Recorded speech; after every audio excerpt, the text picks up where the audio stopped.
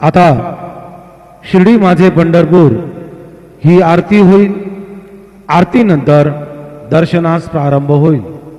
अब शिर्डी माझे पंढरपुर यह आरती होगी। आरती के बाद दर्शन कतार शुरू होगी। श्री सच्चिदानंद सद्गुरु साईनाथ महाराज की जय।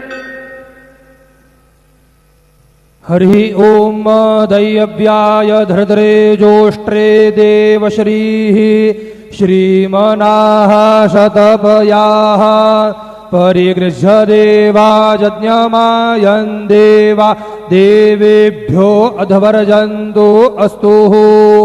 हिमाते तुझे ध्यान आम्हासी राहो, तुझे नाम आमच्या मुखासी येवो।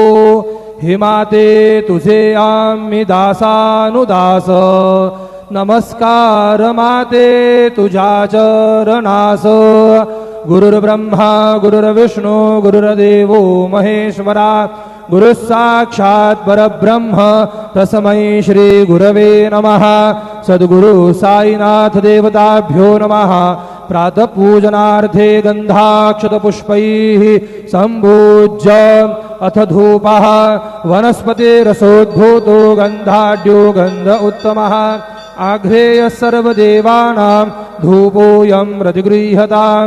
धूपमाघ्रापयामि साज्यं च वर्ति संयुक्तं वह्निना योजितं मया।